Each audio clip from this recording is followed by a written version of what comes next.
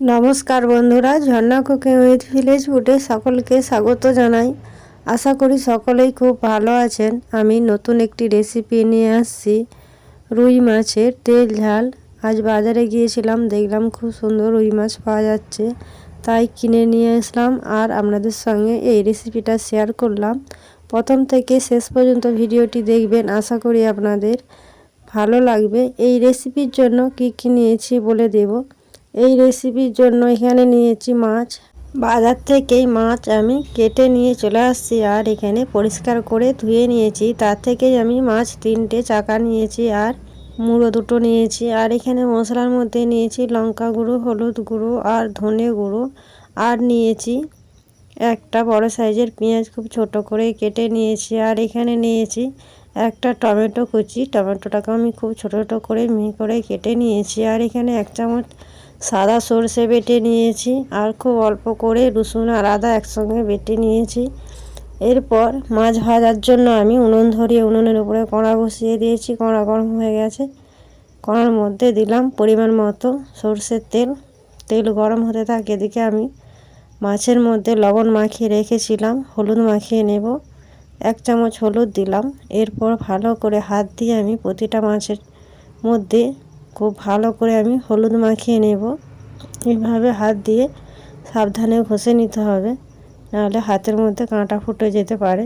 খুব সাবধানে আমি মাছের মধ্যে হলুদ মাখিয়ে নিয়েছি। এরপর কড়াতে খুব ভালো মতো তেল গরম হয়ে গেছে, তেলের মধ্যে আমি মাছ ছেড়ে দিলাম। একটা একটা করে সব মাছগুলোই কিন্তু আমি এই কড়ার মধ্যে দিয়ে দিলাম। এরপর একদিক হতে আমি একটু সময় দেব। একদিক হয়ে আসলে কিন্তু উল্টে দেব। একদিক হয়ে গেছে, দেখুন বন্ধুরা, মাছ আমি একটা একটা করে উল্টে নিচ্ছি। এই কড়ার তেল খুব সুন্দর ভালো করে গরম হয়ে গেছিলো, তাই দেখুন একটা মাছও কিন্তু আমার এই কড়ার মধ্যে লেগে যায়নি আর ভেঙেও যায়নি। একদিক হয়ে গেছে, আমি উল্টে নিয়েছি। আবারও একদিক হতে একটু সময় দেব। মাছ খুব সুন্দর ভালো করে ভাজা হয়ে গেছে, দেখুন বন্ধুরা, দুদিক কিন্তু খুব ভালো করে ভেজে নিয়েছি। এরপর আমি এই পাত্রের মধ্যে মাছ ভাজাগুলো সব তুলে নেব। দেখুন সব মাছ ভাজাগুলোই আমি তুলে নিয়েছি। খুব সুন্দর কিন্তু একটা মাছের গন্ধ বের হয়েছে। এরপর আমি ওই মাছ ভাজার তেলের মধ্যেই দিয়ে দিলাম কুচিয়ে রাখা পেঁয়াজ। পেঁয়াজ একটু নাড়াচাড়া করে ভেজে নেব। পেঁয়াজ ভাজা হয়ে গেছে। এরপর দিলাম টমেটো কুচি। টমেটো কুচি দিয়েও ভালো করে একটু নাড়াচাড়া করে ভেজে নেব। টমেটো হালকা করে ভেজে নিয়েছি। এরপর দেব আদা রসুন বাটা। আদা রসুন দিয়েও ভালো করে ভেজে নেব, যতক্ষণ না আদা রসুনের কাঁচা গন্ধ না যায়। আদা রসুনের কাঁচা গন্ধ চলে গেছে। এরপর আমি এই মশলাগুলো সব দিয়ে দিলাম আর একটু জল দিলাম। জল দিয়ে ভালো করে মশলা আমি কষিয়ে নেব। খুব সুন্দর করে কষিয়ে নেব যতক্ষণ না মশলার কাঁচা গন্ধ না যায়।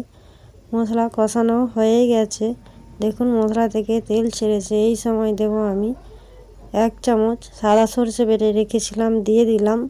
সাদা সর্ষে দিয়ে খুব বেশি সময় নিয়ে কষবো না, এই 1 মিনিটের মতো কষে নেব। 1 মিনিট কষানো হয়ে গেছে। এরপর আমি পরিমাণ মতো জল দেব। পরিমাণ মতো জল দিয়ে দিলাম। এরপর নাড়াচাড়া করে সব কিছুর সাথে মিশিয়ে নেব। খুব সুন্দর করে আমি এই জলের সাথে সব মশলা মিশিয়ে নিয়েছি। এরপর পরিমাণ মতো লবণ দিলাম। লবণ দিয়েও ভালো করে নাড়াচাড়া করে আমি মিশিয়ে নেব। এরপর ঝোল ফুটতে আমি সময় দেব। ঝোল ফুটে গেছে, 1 থেকে 1.5 মিনিটের মতো আমি ঝোল ফুটিয়ে নিয়েছি। এরপর ভেজে রাখা মাছগুলো এর সঙ্গে তুলে দেব। দেখুন বন্ধুরা, সব মাছগুলোই কিন্তু আমি দিয়ে দিয়েছি। এরপর আমি এই গ্রেভির সাথে মাছ ভাজাগুলো ডুবিয়ে দেব। খুন্তি নিয়ে না ভালো করে মাছগুলো কিন্তু আমি ডুবিয়ে দিয়েছি। এই ঝোলের মধ্যে মাছগুলো আর হালকা আঁচে 2 থেকে 3 মিনিট ফুটিয়ে নেব। দেখুন বন্ধুরা, মাছগুলো কিন্তু 2 থেকে 3 মিনিট ফুটিয়ে নিয়েছি। আর যে জলটা দিয়েছিলাম, জল অনেকটাই কমে গেছে। মাছের তেল ঝাল রেসিপি আমার তৈরি হয়ে গেছে। এরপর আমি নামিয়ে নেব। আশা করি আমার এই ভিডিও আপনাদের ভালো লেগেছে। ভিডিওটি ভালো লাগলে লাইক করবেন, বন্ধুদের সঙ্গে শেয়ার করবেন। রেসিপিটি কেমন লাগলো কমেন্ট করে জানাবেন। আর আমার চ্যানেলে নতুন বন্ধু হয়ে থাকলে আমার চ্যানেলটি সাবস্ক্রাইব করে পাশে থাকবেন।